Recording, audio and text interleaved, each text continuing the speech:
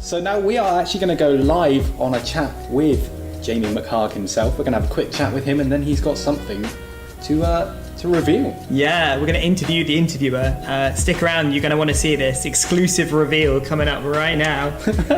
Let me just connect that thing up. Okay, here we go. And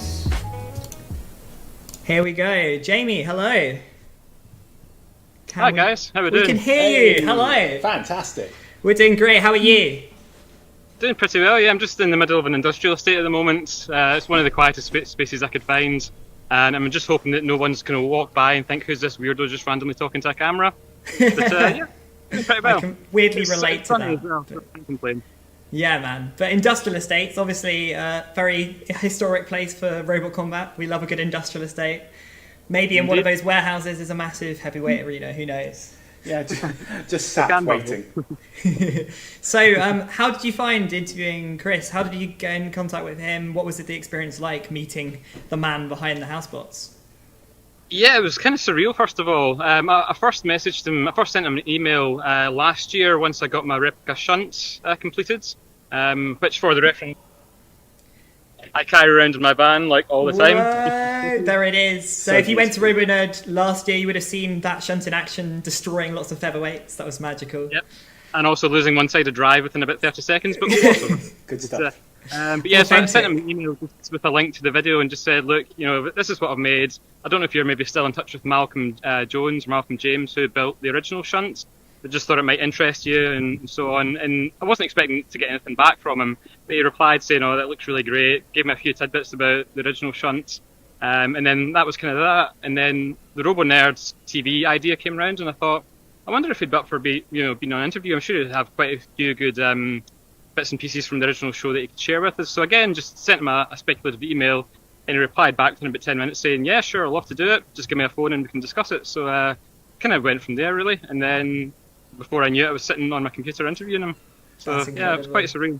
Loads of people in the chat saying how interesting that interview was. Like, it's so amazing to hear his perspective from behind the scenes of all of it. Yeah. Yeah, because I mean, there is a little bit in the making of Robot Wars from back in series 1 and 2, but apart from that, you don't really hear much from them, or you didn't hear much from them at the time. So just to get a perspective of someone who was not just a competitor, but actually involved in the production and the set design, and obviously building the house robots. Yeah, so a lot of nice little tidbits of information in there. Absolutely. And later on today, in a few hours' time, we're going to be showing your interview with Robo Challenge with the builders of the new house robots. So how did that come about? I think that was Simon, actually. He said, obviously, we've got Chris Reynolds for the old house robots, it'd be good to speak to the Coopers. And he sent me a message saying, because I know them quite well, whether I can maybe focus a little bit more on the technical side, maybe kind of glean some bits of information that we haven't heard before. So yeah, same kind of deal, sent them an email and said, would you like to have a chat? And they were up for it. So I think it was 2 or so weeks ago, travelled down to Birmingham to their factory, and yeah, did the interview there. But they've obviously still got the modern house robots, so it was just nice to see them again after 2 or 3 years, I think, or 3 years since the last. Nice to Robot see them Wars. preserved as well, I guess. You know. Yeah, always a relief to see them in one piece. Yeah.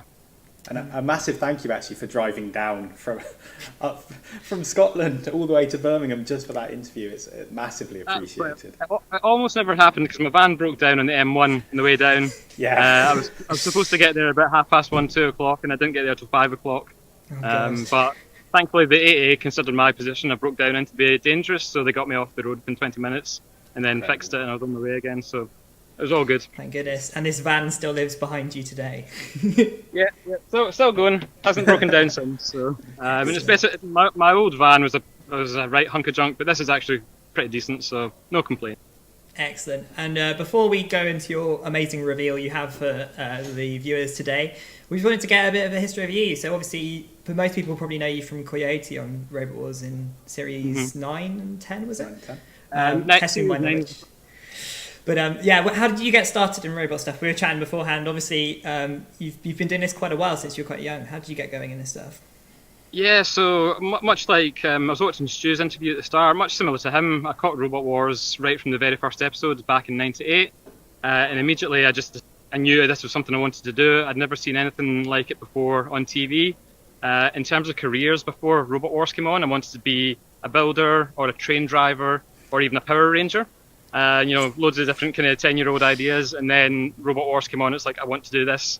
Didn't really realise that being a Roboteer wasn't a fully fledged career at that point, but I thought, something along this line. We can still dream, don't worry. Yeah, that's exactly, yeah. And then, obviously, the show went on, the classic series, and I never got around. I didn't have any experience in terms of building stuff much to begin with. My family weren't technical, so it was all on me to kind of learn stuff. And the internet was still, this is how old I am, the internet was still a kind of fledgling thing back then. So there wasn't the abundance of forums and Facebook groups and so on. So it was the Real Robots magazines that came out, the monthly ones that built a featherweight, and it was Rexy's Robot Challenge 2004 was my first event.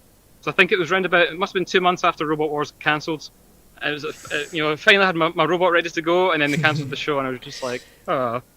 But the live events obviously kept on going. Rexy's Robot Challenge, the first event I ever saw even a heavyweight in, which were Cassius 1 and Cassius 2, and they are big for heavyweights. Big things.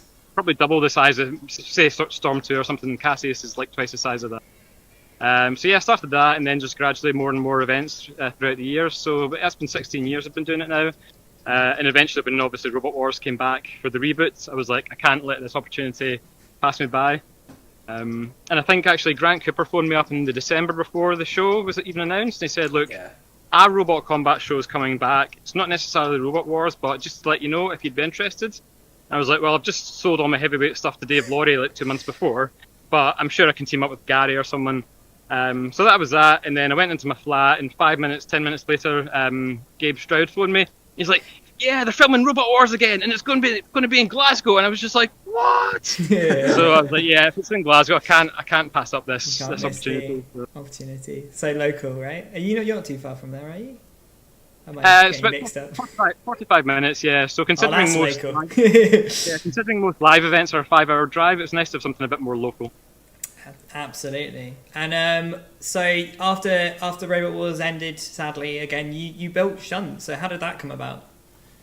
I can't really remember actually. I knew that Jono had obviously acquired the molds. Came up on eBay a few years ago. I think it was maybe around about the time John still had the Robot Wars license. Yeah. And he acquired them, and I didn't really think much of it to begin with. And then after Robot Wars ended, I thought, Shunt was always one of my favourite ones, and I thought, I wonder if there's any possibility of getting a copy of the shell. And is it going to be too crazy to build a Shunt? But yeah, I just decided to go for it. I just sent him a message. He arranged to get a fiberglass copy made, and it was supposed to be a slow burner project, so it's supposed to take about maybe 2 years, little bits here and there, and I think 6 months later it debuted at RoboNerd the first year, so yeah, it became quite a labour of love quite quick. That's a quick and I lost count of the number of hours I spent looking at pictures, looking at the Ultimate Warrior DVD, footage of Shunt, every angle, just to try and work out, because there's not a lot of detailed information on what are inside the house robots, so just trying to kind of work out what went where, what I needed to build. And the shell gave me the rough size, but Shunt has a lot of extremities, so it's got the wheel guards, it's got the plough and the scoop, so they all had to be eyeballed. So I was literally looking at pictures and like drawing a bit of line on cardboard and like, that's not quite right, different line, yeah, there we go, and cut that in metal. So before I knew it, I had a full working full-size Shunt, which was quite fun and still a bit surreal. And so would you say Shunt is your favourite of at least the old school house robots? Almost second favourite. Anyone who knows me will know what my favourite one is. All right. And it's very spiky. It's very, very spinny, very bitey. Yeah. Oh, I quite like that one. Yeah, me too. I wish I could see it. Cassius Chrome it's called, isn't it? Yeah. Cassius Chrome. Love it. Well, if you have something you'd like to share with the RoboNerd stream, now would be a fantastic time. We can't wait any longer. We've been teasing it. I think most folk know what it is now after the teaser, but I'll bring the camera around. So this is like the original trailers for the reboot, isn't it? This cloth. Sorry? This is like the original reboot stuff. This is like the teaser trailers, yeah. So I won't be able to hear you very well over here, but I'll fill it off and come back and talk. Here we go, guys. Here we go. Drum roll. The madman has done it. He's done it! that was supposed to be a big fancy reveal, and the cloth got caught on it. It's too spiky. It was still good. It built up the tension, man. We were. It did. Look at this, guys. So you've built that basically in the time between last year and this year's RoboNerd, right? Yeah, this didn't actually exist a month ago. I started planning to build it maybe about kind of March time, and then lockdown happened, and unlike Shunt, there's nothing to get a sense of scale on Dead Metal, no reference point. So I decided, apart from the wheels, I thought I'll just try and CAD it. So I managed to get maybe about 60% of it CAD'd up, and I think July 12th or something was when the laser cut parts arrived, and since then it's just been almost non-stop to get it all up and running. But it was worth it in the end because my god, it looks incredible. I should prefix this by it's not actually finished. The pneumatics don't work at the moment, and there's still a lot of kind of external stuff on the saw cover that I need to do details of, but it runs, it drives, and the saw spins at the moment. So I can give you a quick demo if you want. Oh, please, yes. Yeah. I think people don't know about the sound, do they? Tell people about the sound of Dead Metal. Yeah, so it never really came across in the TV show, but Dead Metal is obviously a petrol-powered saw on it. And they pretty much kind of got rid of all that. It never came across in the cameras, and they just put in fake sounds. So this has got a 2-stroke petrol engine in it, which is really, really loud. I don't know if I can turn my camera around here. I might be able to. Oh. We'll see if Discord allows you to. And this is the moment where the screen dies again. We'll see. But yeah, seriously, while Jamie sorts this out, a massive thank you to Jamie for 1, locking in 2 house robot interviews, but 2, building a house robot in the last month just for this, guys. Check it out. Look at this thing. And let's see what the volume's like. Brace your ears, I guess. Here he is. Oh, it's driving. It's moving.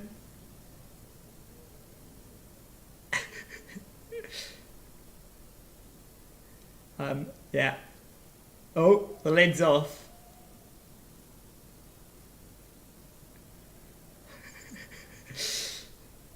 Oh. He's revving it up. Unfortunately, we don't seem to have sound at the moment from Jamie, disappointingly. Hopefully, when it starts. Oh, we got a little something through there. It doesn't think Jamie's talking, so it's muting out the background sound, which is in fact Dead Metal. Oh, this is it. So we've had the streaming technical issues. Jamie's having the revving Dead Metal technical issues now. Oh my god. Everyone in chat's very excited. I'm glad you're as excited as we are. Look at this thing. Yeah, let's just take a moment to say that Jamie made this. There are no molds for Dead Metal, because none of it's fiberglass. There's nothing, any of that. This is all by eye, and it looks spot on. It really does. It looks like you're looking back for a time machine, really, doesn't it? The old stuff. He's given it some real welly as well. This is great. Hey, I see some smoke. That's some good smoke, not bad smoke. It's spinning. So we need Jamie to say something, and hopefully the mic will turn on and we'll hear the revving. Oh, got a little something. I hope he comes over. The lid going back on that. Very exciting stuff. The best lawnmower, someone's saying. Yeah, I'd love to see Dead Metal mow your lawn. All right, lid's back on. He's tightening it down. There you go, guys. We're getting some real robots live. This is the real robot experience. Here we go. Jamie, well done, man. Well done. That was some good work. So, there you go, guys. Whoa.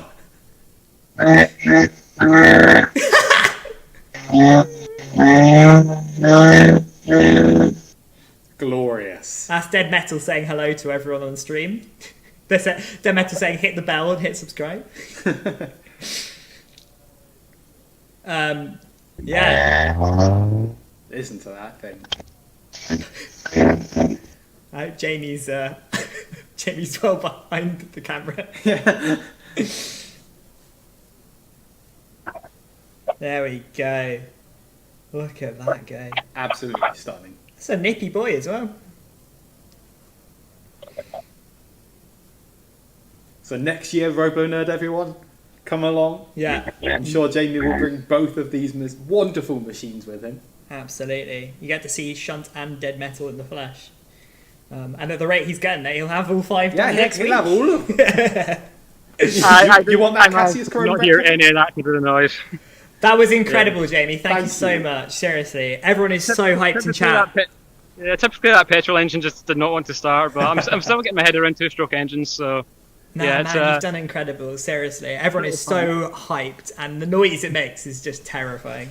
The noise is absolutely delightful. That's why I came down to the industrial estate, because I didn't want to annoy my neighbours with it. But I was saying to you guys before I came on live, like, when I'm driving shunt around, it sometimes, I'm aware of the fact it's a replica, but with this is the first time I've driven it around, and it feels like the actual dead metal, which is quite surreal and fun. So, yeah, it's my new toy.